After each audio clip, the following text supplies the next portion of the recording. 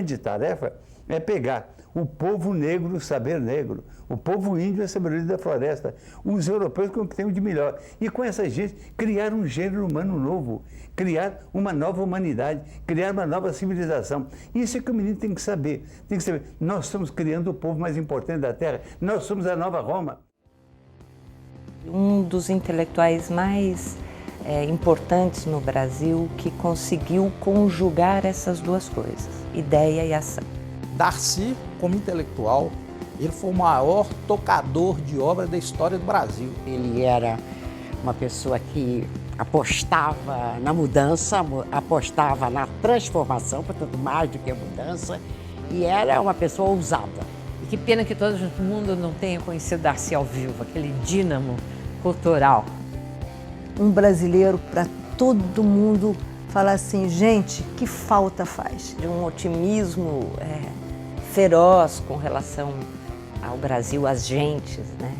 Tem essa frase até de Oscar Niemeyer, Darcy não tinha limite. Nunca teve limite. E o que vem depois, onde é que é, e mais, ele nunca teve limite.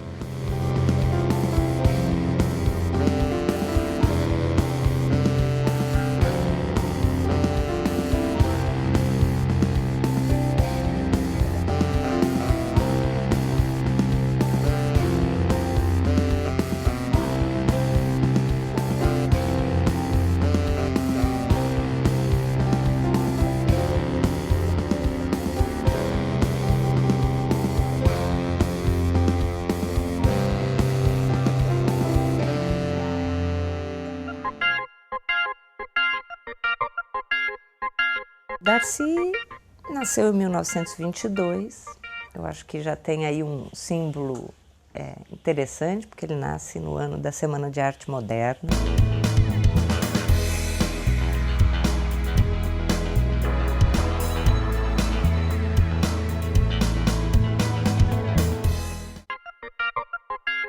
Quando o pai morre, mulher e nada era a mesma coisa, mulher não herdava.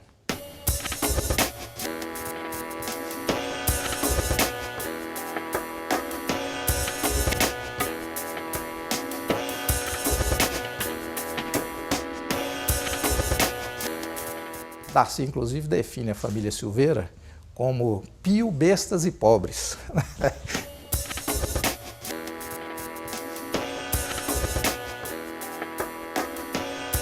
Extremamente beata, fica viúva, bonita, com 23 anos de idade.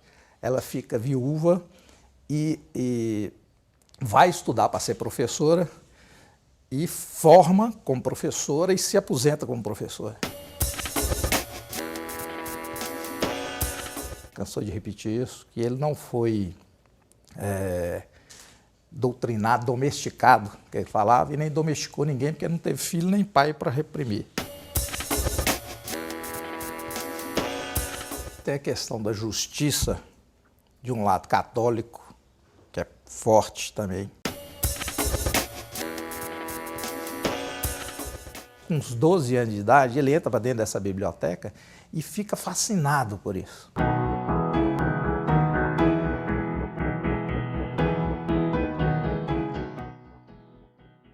Quando ele estava em Belo Horizonte, era um jovem de 20 anos, e foi dado a opção partidária entre ser um integralista e ser um comunista, ele escolheu ser comunista.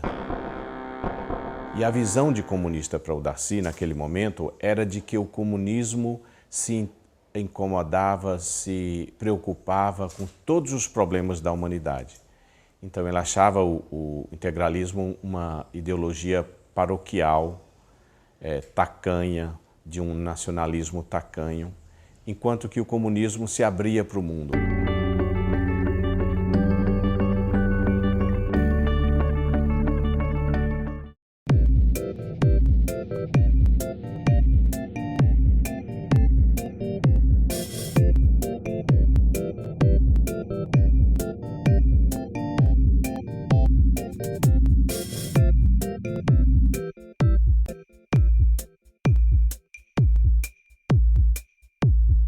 Ele faz uma série de pesquisas e trabalhos como etnólogo do Serviço de Proteção aos Índios que permitem a ele conhecer o interior do Brasil e essa relação que se estabelece ali não só dos índios, mas dos índios com a sociedade regional.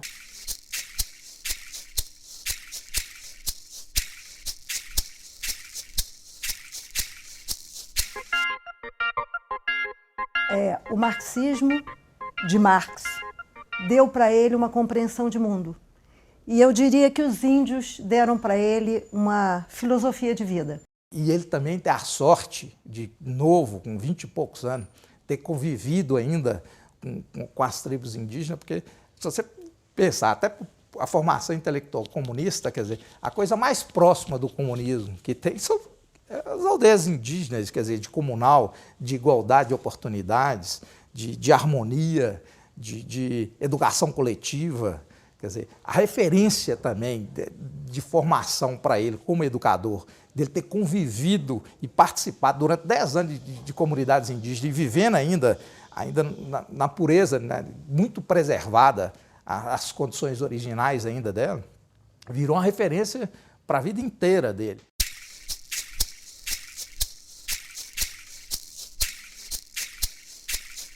O contato dele com os índios foi fundamental na ideia de educação, porque é você entender o sentido da vida, para que se aprende, para que se educa. Um dos encantamentos que o Daci tinha com os índios era o modo como as crianças são criadas.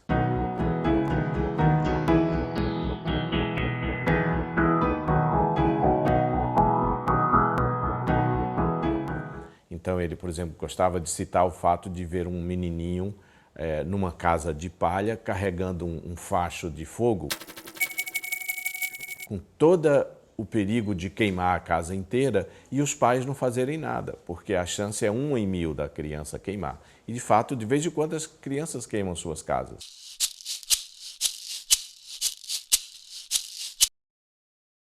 Eu acho que essa é a palavra fundamental que o Daci queria com as crianças e que ele via com os índios.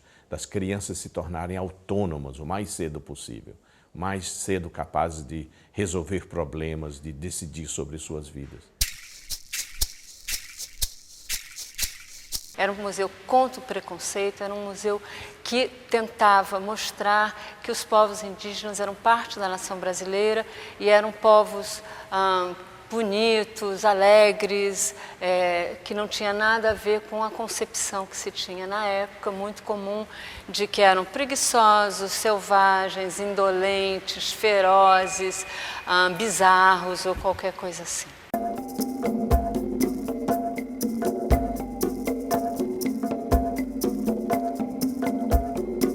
Uma grande preocupação que ele teve quando criou o museu em 53 era fazer com que as crianças e os professores, né, mudassem essa mentalidade com relação aos povos indígenas. Então, as crianças chegavam, faziam redações sobre o que elas pensavam sobre índios e depois da visita elas faziam uma outra redação.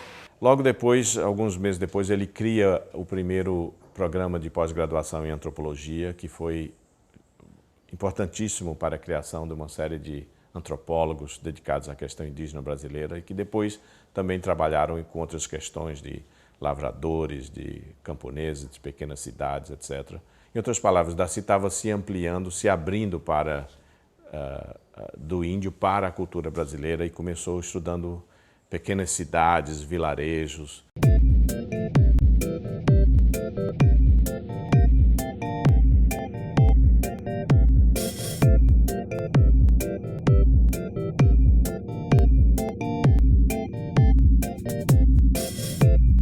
Daí ele encontra com o Anísio, né, que ele chama os 2 alter egos que ele teve, né, o Rondon, né, que ele diz que é o herói, e o Anísio, que ele diz que é o sábio. Eles eram absolutamente favoráveis à liberdade de ensino, inclusive, claro, do ensino privado, contanto que os privatistas se autossustentassem, ou seja, não tinha sentido você usar recursos públicos para fins privados. Essa daí era a batalha, porque a batalha do ensino privado e da igreja era que o Estado financiasse a instituição, vamos dizer assim, privada. E isso daí foi uma luta que o Darcy e o Anísio jamais arredaram o pé.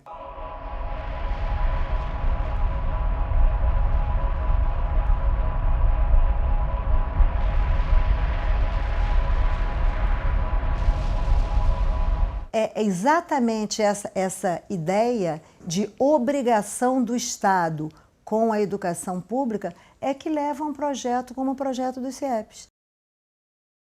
A modernização que o Darcy trouxe para a Universidade Brasileira com a criação da Universidade de Brasília,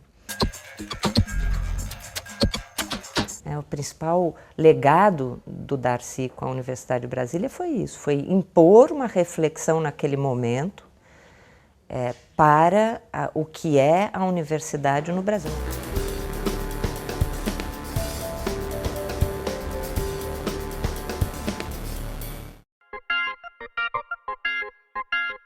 Eu acho que a educação teve a grande marca de Darcy, primeiro na criação da Universidade de Brasília, que já apontava a cabeça diferenciada de Darcy.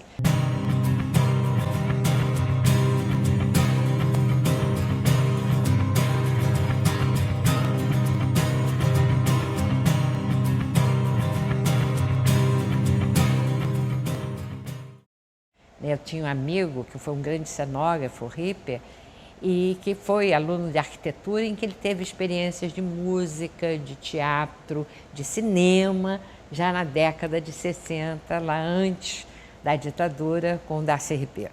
Darcy dizia também com relação à universidade, é muito fácil você criar uma faculdade de odontologia, você vai lá, copia uma que já existe e faz outra.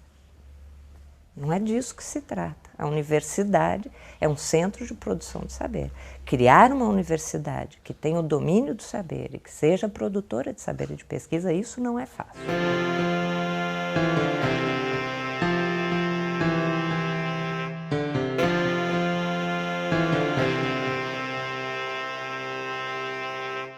Aos 30 e poucos anos, já está assumindo funções públicas muito importantes.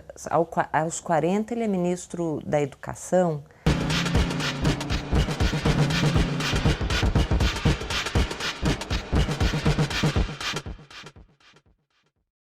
Nesse período de exílio, o Darcy encontra a América Latina. E é fundamental isso, né, no pensamento do Darcy, as semelhanças, né, do Brasil com os outros países latino-americanos.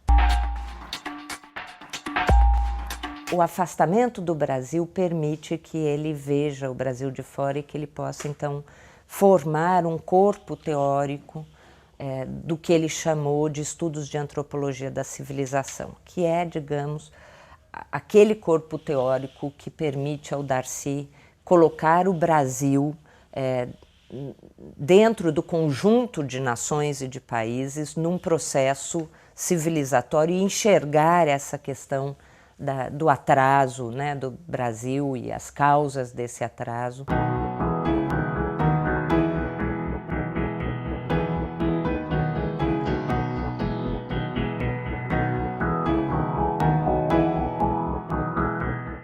É uma obra de fôlego. E quando o Arnold Toynbee descobriu essa obra, viu que tinha um latino-americano que pensava grande.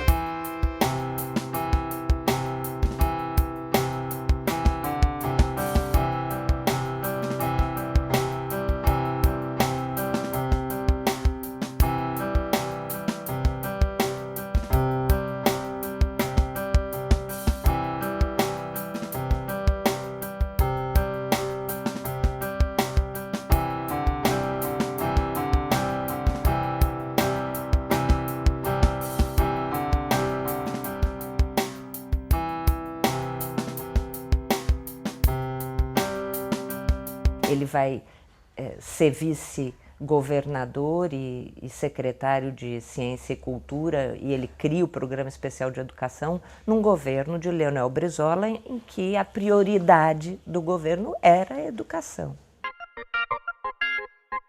A perspectiva de uma escola de horário integral, era essa a ideia, uma escola que fosse integrada, portanto que o nome é o Centro Integrado de Educação Pública.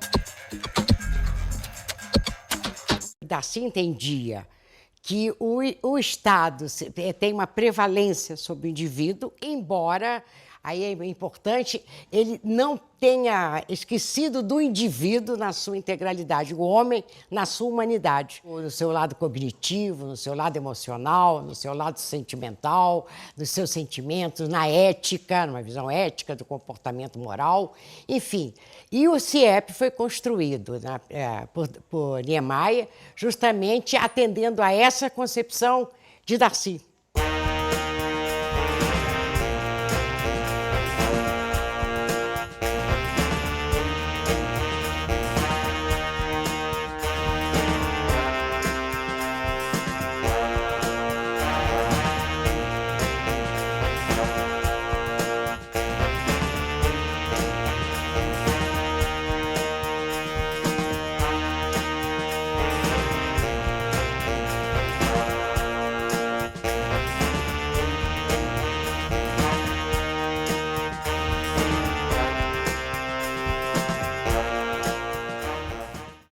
Se cansava de dizer,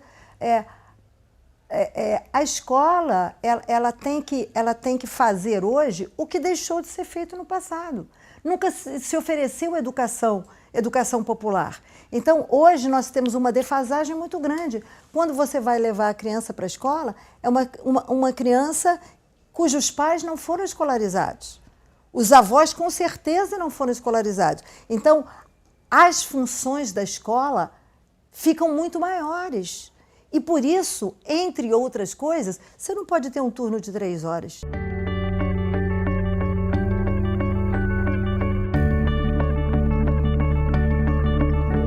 O aluno chegava à escola, tomava seu café da manhã e começava suas atividades. Essas atividades podiam ser chamadas aulas formais dentro das áreas da matemática, da língua portuguesa, das ciências, da história.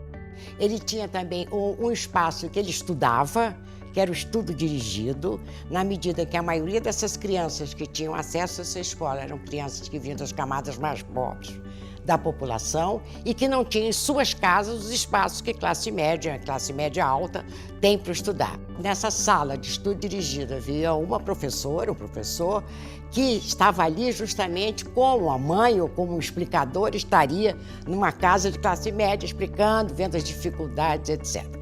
Havia outra parte, uma educação física na quadra, havia a sala de arte, que tinha um artesanato, com uma bancada para poder fazer a criação de arte, de conhecer, de fazer fluir a outra concepção do sentimento da arte, da manifestação. Havia a sala de televisão, para discussão dessa linguagem da televisão naquele momento, o espírito crítico diante dessa passividade que muitas vezes a televisão provoca.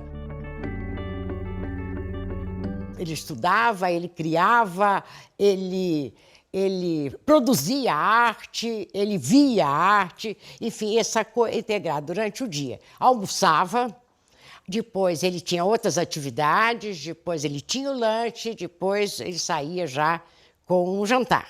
Aí foi uma maravilha trabalhar no CIEP, que para mim era um mundo, era como se fosse uma grande prefeitura, porque você lidava com a saúde, com a educação, com material didático, com o planejamento da escola, com a área de lazer, os meninos que eram da rua e que tinham que acolhida, que não tinham onde ficar, que dormiam no CIEP. Você tinha professores de educação física para permitir atividades físicas para a comunidade em final de semana. Você tinha, vamos dizer assim, exibição de filmes, você tinha videoeducadores que trabalhavam durante o final de semana. As bibliotecas eram de acesso à comunidade durante o final de semana. Então, essa proposta de articulação cultural, para ele, era era fundamental. Então a escola foi um centro cultural, a escola foi um centro de produção de conhecimento, a escola foi um centro esportivo, a escola tinha esse sentido. E o animador cultural tinha um papel importantíssimo nisso tudo. Que nós descobrimos que a cultura no interior só ia começar se nós descobríssemos o animador cultural da comunidade. E aí levamos a ideia dessa, por que não trabalhar com a cultura dentro da escola e não só fazer eventos, que ela possa fazer parte. Aí achou maravilhoso. Então vamos botar 3, aquele ideal, botar 3 artistas. E então a gente fez a proposta que não confundisse com o educador de arte, que tinha um outro compromisso. Era o artista comprometido com a comunidade.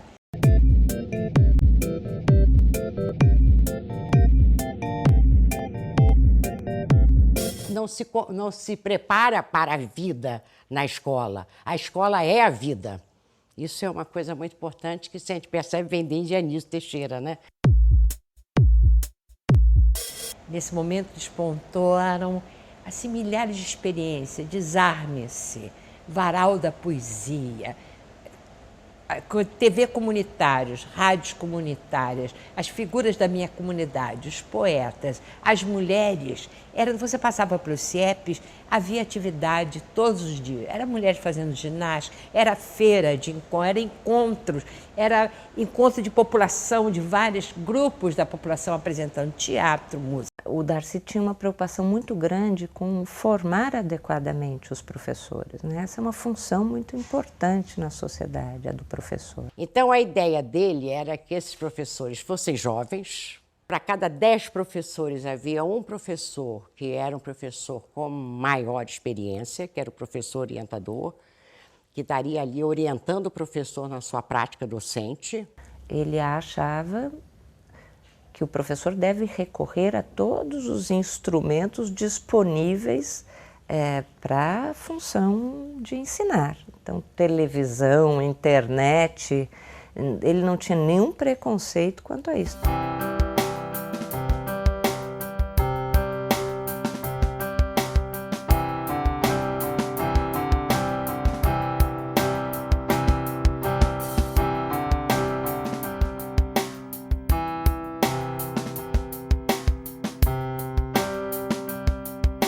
Essa visão da interdisciplinaridade já estávamos discutindo naquele momento. Essa questão de não ver o conhecimento fragmentado em suas caixinhas separadas, mas já pensar no conhecimento integrado, na interdisciplinaridade. Já se discutiu a multidisciplinaridade, a transdisciplinaridade, já estava discutido ali. Tanto que nós dividimos em três áreas grandes do conhecimento. A arte de letras e artes, depois pegamos na área de ciências sociais, ciências humanas e sociais, e sendo das ciências da natureza.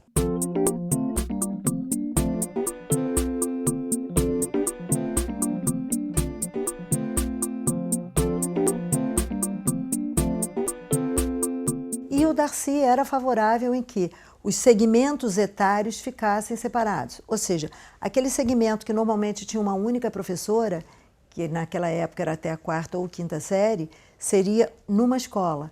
Outro segmento diferente seria o que já trabalhava com professores especialistas, que correspondia à 5ª ou 8ª série e hoje ensino médio. Então ele faz a proposta do ginásio público articulando, ele deixa de separar 5ª ou 8ª de ensino médio, ele faz uma proposta de articulação contínua. A ideia dele era que as turmas tivessem 32 alunos, para que cada grupo de 8 alunos tivesse a disponibilidade do computador. E via nisso, no computador, não só a possibilidade do aluno começar a aprender dentro com o uso do computador, e tinha uma outra coisa. À medida que você dividiu o aluno assim também em grupos de 8 alunos para esse trabalho, você tinha uma preocupação que é um grande desafio da educação. Ele tem a possibilidade de ter um relacionamento individual com o aluno. Conhecer o seu ritmo, conhecer o que ele produz, que tipo de produção ele é capaz de fazer. Não interessou a sociedade brasileira naquele momento.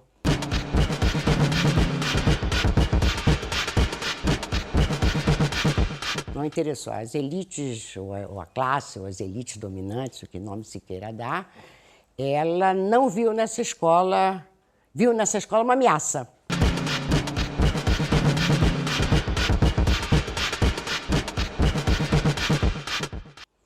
acho que no momento em que a população fosse vista como pessoas pobres, negras, brancas, ou populações indígenas, de onde for, capazes de exercer uma cidadania ativa, e essa cidadania responsável viria a transformar esse país que nós temos aqui, que tem um peso grande do escravismo de tanto tempo, um peso grande das potências hegemônicas na formação do país, um país de capitalismo tardio, enfim.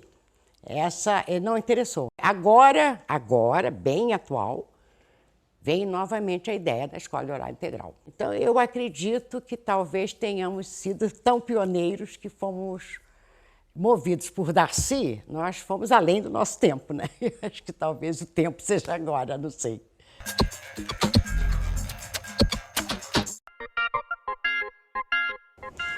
Quando o governador Brizola assumiu, pediu a Darcy para pensar o projeto de criação dessa universidade.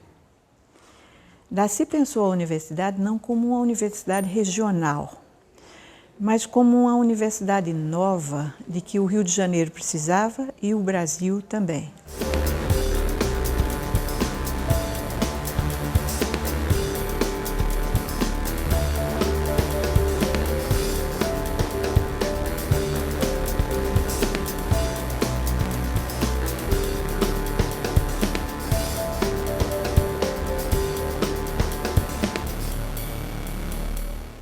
O resultado da pesquisa é que ele conseguiu mostrar que as escolas públicas na região norte e noroeste fluminense, elas não atendiam as camadas menos privilegiadas da população. Essas camadas menos privilegiadas da população, elas frequentavam escolas que eram muito precárias, em vários turnos. Nisso, ele tinha uma ideia de fazer na região algo que ele fez em Minas Gerais com o Centro Brasileiro de Pesquisas Educacionais, que é de fazer o levantamento linguístico dessas crianças, dessas populações. Para a partir daí, porque o grande problema da escola era o problema da alfabetização, né? E uma diferença muito grande de semântica, de fonemas regionais. Então, ele pensava em montar o projeto de educação a partir da realidade daquelas crianças, inclusive essa realidade linguística, né? O projeto era um projeto muito ambicioso, porque, de certa forma, introduzia na região algo que não era comum. Era de pensar uma escola muito atrativa para as crianças de baixa renda. Ele criou um grande tema para a universidade que fomentasse todas as suas atividades. Esse tema era o Brasil como problema.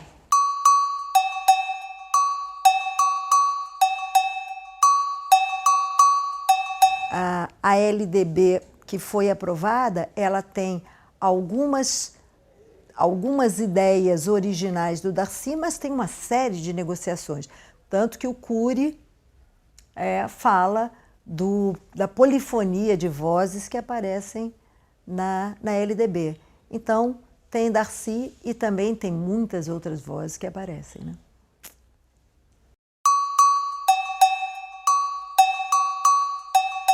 Ele vê na escola isso, é a escola que vai construir essa possibilidade do Brasil ter um futuro para si próprio, para o seu próprio povo, né? Autônomo. Quando eu fui à Europa a primeira vez, ninguém perguntou se eu era português ou grego ou italiano. Perguntava se eu era persa, porque minha cara era diferente. Essa diferença da minha cara na cara da maioria dos brasileiros é uma diferença do que nós temos de índio e de negro misturado aqui. E é o que nos faz mais bonito. E é o que vai nos fazer cada vez mais orgulhosos de nós mesmos. Você já viu a beleza da mulata brasileira, do mulato brasileiro e do branco brasileiro com um tisnadozinho de sangue negro e de sangue índio? É uma beleza. Então tudo isso vai nos fazer ter orgulho de nós. Mas a tendência da globalização é a tendência de que o mundo fique todo igual. Todo mundo com cara de canadense, com cara de australiano, com cara de argentino. Um negócio muito triste.